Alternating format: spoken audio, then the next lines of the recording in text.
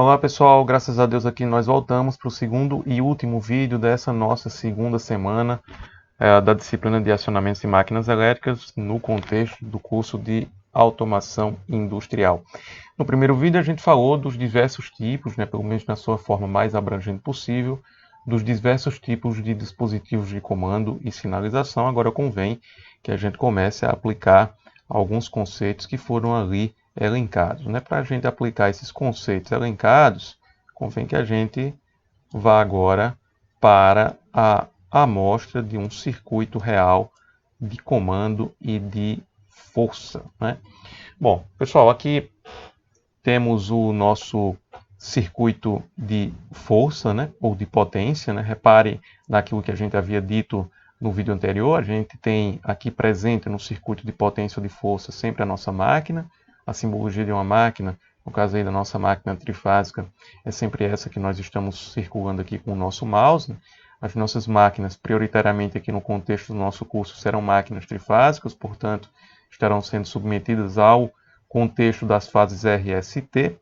A nossa máquina está ligada à nossa rede de alimentação, a nossa rede elétrica de alimentação, por meio de um dispositivo de manobra. Geralmente o dispositivo de manobra é um contactor. Reparem aqui, eu vou até dar um zoom para vocês, o nosso contactor, nesse contexto do circuito de força, ele está aqui trabalhando com seus contatos de força. Os contatos de força de um contactor, eles vão trabalhar a partir do momento que a bobina, aquela bobina que energiza o nosso contactor e faz com que a parte móvel se mova, Então, a partir daquele momento que a nossa bobina é energizada, há simultaneamente o fechamento desses nossos contatos aqui. Esses nossos contatos têm uma numeração sempre superior, correspondendo aos números pares, ímpares, de 1 a 5, e no inferior correspondendo aos números pares de 2 até 6. Isso aí é por causa de uma norma, a INC 60947. Isso aí faz parte do contexto de numeração desses nossos contatos.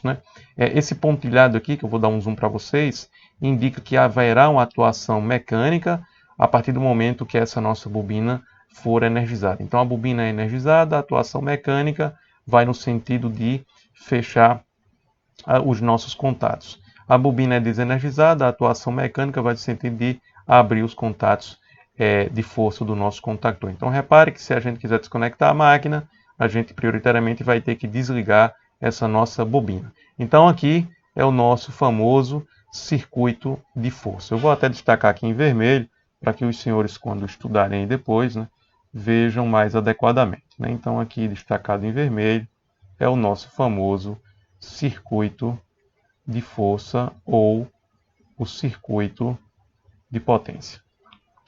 Bom, aqui vale que a gente destaque um pouquinho.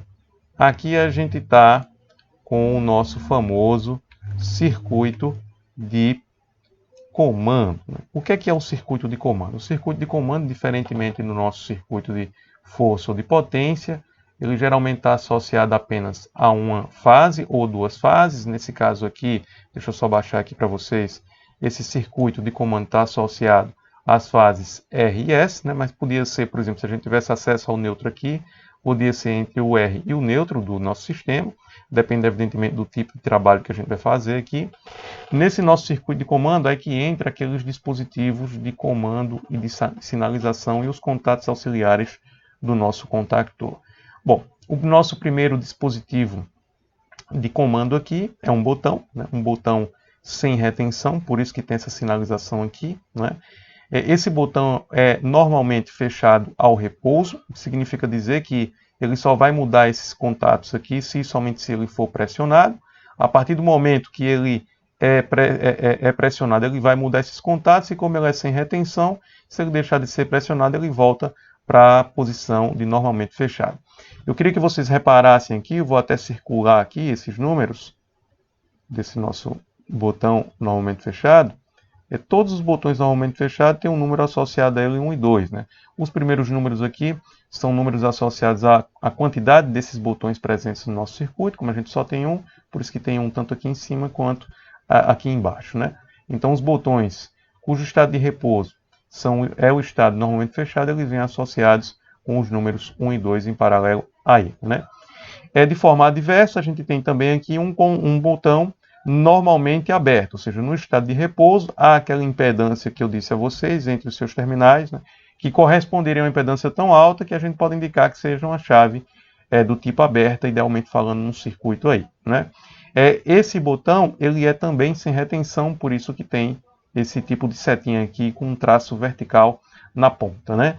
E por ser um botão cujo estado de repouso é o normalmente aberto, a numeração dele aqui termina com 3 e 4, né? Isso aqui é muito ligado a esse tipo de botão. Como ele é um botão sem retenção, ele vai mudar o seu estado de repouso para o estado de acionado a partir do momento que ele é pressionado. Se ele deixa de ser pressionado, ele volta para o seu estado de repouso. Qual era o estado de repouso? É justamente o estado onde ele está normalmente aberto.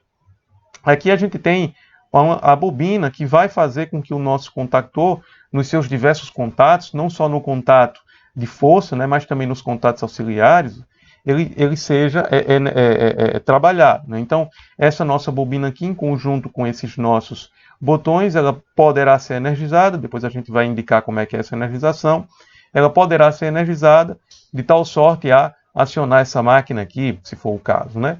Então, repare que nossa bobina do nosso contactor está associada ao circuito de comando. E isso é interessante perceber que é o seguinte, se a gente quiser, porventura, parar ou ligar essa nossa máquina, a gente vai ter que trabalhar adequadamente na forma pela qual esse nosso circuito de comando é energizado aqui. O último dispositivo é o dispositivo de sinalização, que é a nossa sinaleira aqui, é o nosso sinaleiro do tipo LED. Por isso que aqui eu vou dar um zoom aqui, ó.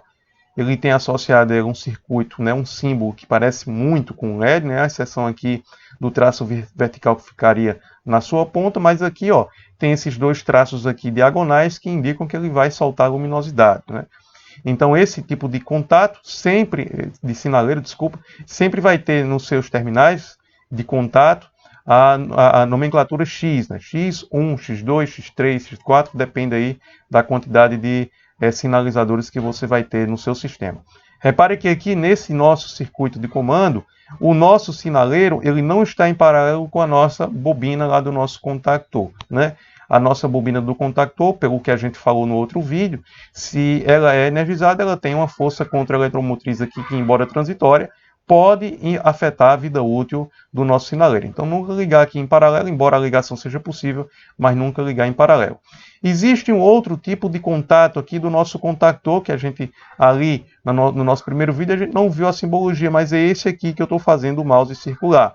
Como a gente está lidando com um contactor que está nomenclaturado aqui como KA1, o seu contato auxiliar também vai ser KA1, né? E repare que, pelo fato desse contato auxiliar ser do tipo normalmente aberto, no final dele, ó, você tem a terminologia em termos numéricos do 3 e do 4, né? Sempre o 1 e o 2 e o 3 e o 4 vai indicar contatos que são, respectivamente, 1 e 2, normalmente fechado, 3 e 4, normalmente abertos, né? Então é isso aí, pessoal, que perfaz ou constitui o nosso circuito de comando. Então, o circuito de comando, que eu vou destacar aqui para os senhores e senhoras estudarem a posteriori, né? Ele é formado por botões, né? Por botoeiras, é formado pela bobina do nosso contactor ou dos diversos contactores e é formado pelos sinaleiros e os contatos auxiliares do nosso contactor. Tem uma coisa que eu gostaria de destacar aqui para os senhores e senhoras, é que esses contatos auxiliares não devem, sob nenhuma hipótese, serem ligados às nossas máquinas ou ligados aos nossos circuitos de potência ou circuito de força. É isso, pessoal, para não me alongar aqui muito no nosso segundo vídeo, para deixar vocês um pouco mais tranquilos e dar tempo de vocês digerirem academicamente essas informações, eu estou encerrando aqui o vídeo relativo a essa nossa segunda semana. Espero que vocês tenham aprendido alguma coisa. Até a próxima semana. Fiquem com Deus. Tchau!